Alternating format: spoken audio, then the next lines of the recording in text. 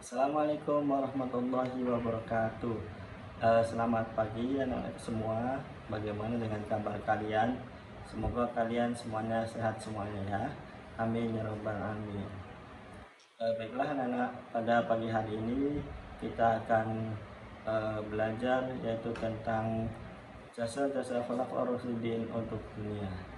Namun sebelum kita mulai pada pembelajaran, alangkah baiknya kita berdoa terlebih dahulu, memohon kepada Allah Subhanahu wa taala agar diberikan keberkahan dan ilmu pengetahuan.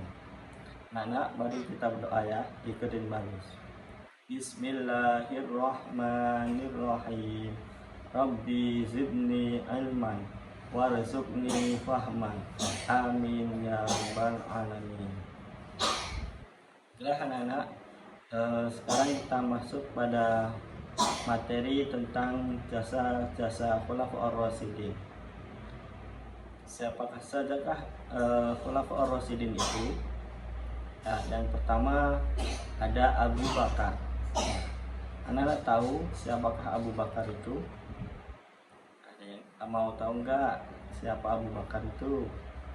Nah, baik. Abu Bakar adalah sahabat Rasulullah Shallallahu Alaihi Wasallam yang sangat dekat dan paling dekat dengan Rasulullah. Abu Bakar nama aslinya yaitu Abdul Ka'bah. Kemudian Abu Bakar ini dilahirkan dari seorang ibu yang bernama Umi Al-Khair dan ayahnya bernama Abu Kuhafah, sedangkan kakeknya bernama Murrah bin Ka'ab. Nah, itulah ya tentang Abu Bakar. Kemudian anak-anak, bagaimana tentang dakwah yang dilakukan oleh Abu Bakar? Nah, dakwah yang dilakukan oleh Abu Bakar yang pertama adalah satu, mempercayai atas kenabian Rasulullah SAW. Orang yang paling pertama percaya akan kenabian Rasulullah SAW yaitu Abu Bakar.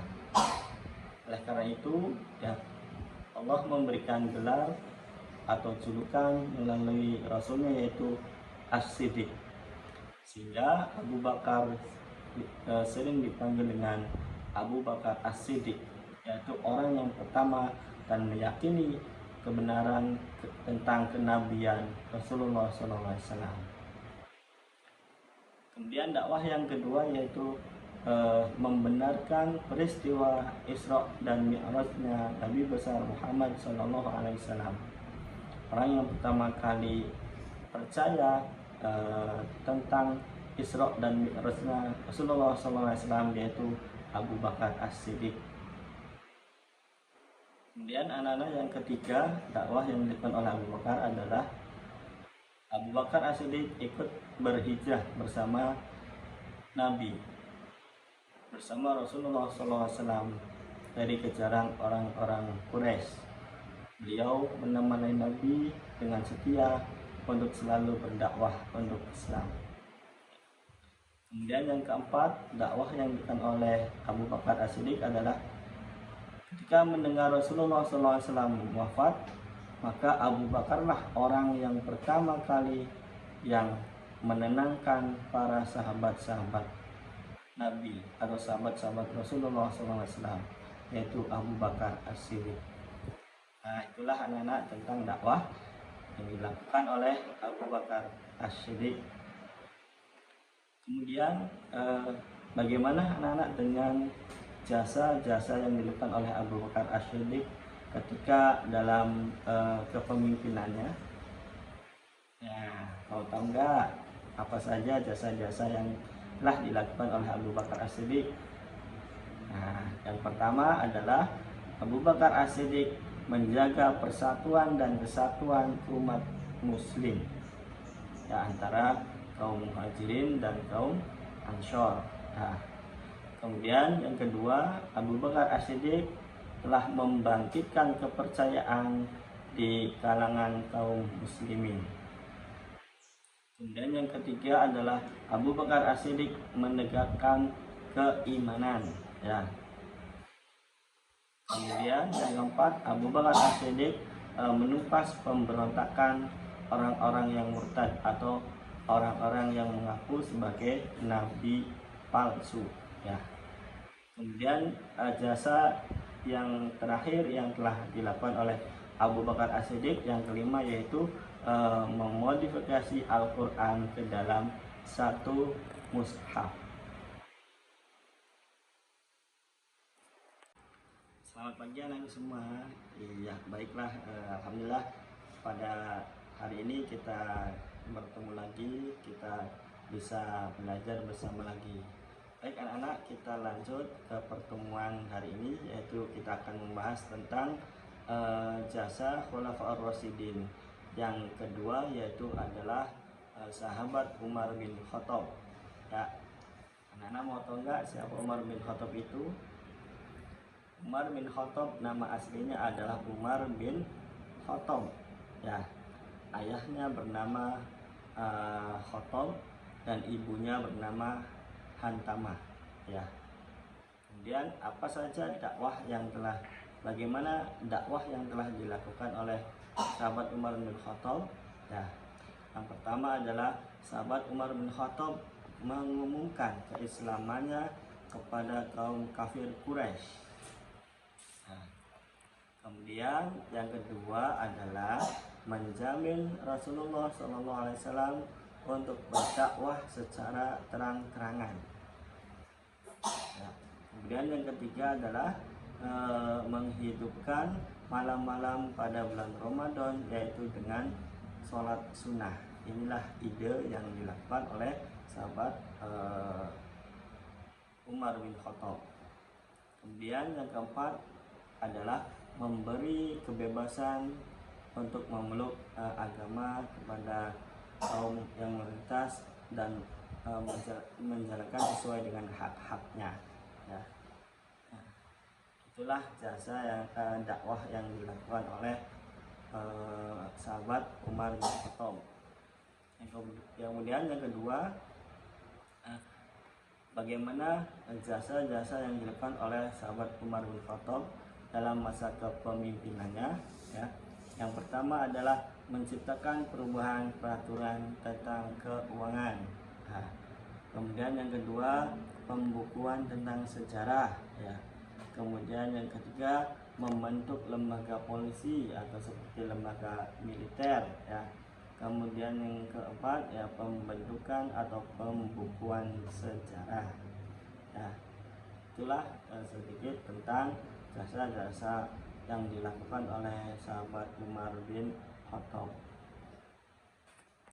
Selamat pagi anak-anak semua. Alhamdulillah kita bisa bertemu kembali. Baiklah anak-anak, pada pertemuan kali ini kita akan belajar materi tentang jasa Khulafaur Rasyidin untuk dunia. Yang ketiga yaitu oleh sahabat Utsman bin Affan, ya. Anda tahu siapakah Utsman bin Affan itu? Ya, Utsman bin Affan nama aslinya adalah Utsman bin Affan bin Abi Al-As bin Umayyah bin Abi Syams dan bin Abi Manaf. Nah, itulah. Kemudian anak Utsman bin Affan itu mendapatkan julukannya adalah Zunnurain atau pemilik dua cahaya. Kenapa dikatakan seperti ini? Karena Utsman bin Affan adalah menikahi dua putri dari Rasulullah SAW. Ya. Kemudian anak-anak, bagaimana jasa-jasa yang dilakukan oleh sahabat Utsman bin Affan dalam masa kepemimpinannya? Yang pertama adalah menyempurnakan Masjid Nabawi yang ada di Madinah. Yang kedua, mengumpulkan mushaf Al-Quran. Yang ketiga, membentuk angkatan laut yang kuat. Yang keempat yaitu memperluas wilayah kekuasaan Islam. Di antaranya adalah Armenia, Afrika, Azerbaijan, dan sampai kepada kepulauan Siprus, ya. Itulah di antara jasa-jasa yang telah dilakukan oleh sahabat Utsman bin Affan. Ya, anak paham? Ya. Baik, selamat pagi anak-anak. Alhamdulillah kita jumpa kembali. Pada pertemuan kali ini kita akan lanjut yaitu tentang jasa-jasa Khulafaur Rasyidin. Yang keempat yaitu oleh sahabat Ali bin Abi Thalib. Ingat semua, Ali bin Abi Thalib ini mendapat julukan karena Ali bin Abi Thalib yaitu sebagai Asadullah atau singanya Allah. Mengapa demikian? Karena Ali bin Abi Thalib adalah sahabat yang sangat tegas, ya, yang sangat pemberani, yang sangat membela tentang Islam. Ya. Kemudian bagaimana dengan jasa-jasa yang dilakukan oleh sahabat Ali bin Abi Thalib selama dalam kepemimpinannya? Yang pertama adalah menata administrasi negara. Yang kedua, menarik kembali tanah milik negara dan harta Baitul Mal. Kemudian yang ketiga, penulisan buku-buku pokok-pokok ilmu nahwu. Kemudian yang terakhir adalah membangun kota Kufah. Nah, itulah diantara jasa-jasa yang telah dilakukan oleh sahabat Ali bin Abi Thalib. Baik anak-anak, sampai di sini pertemuan pembelajaran pada kali ini. Apakah kalian ada yang masih belum dipahami? Silahkan boleh bertanya. Terima kasih. Assalamualaikum. Baiklah anak-anak, alhamdulillah kita sudah belajar tentang jasa-jasa Khulafaur Rasyidin, yaitu jasa yang dilakukan oleh Ali bin Abi Thalib. Nah, mari kita tutup pembelajaran ini dengan mengucapkan hamdalah. Alhamdulillahirabbil alamin. Assalamualaikum warahmatullahi wabarakatuh.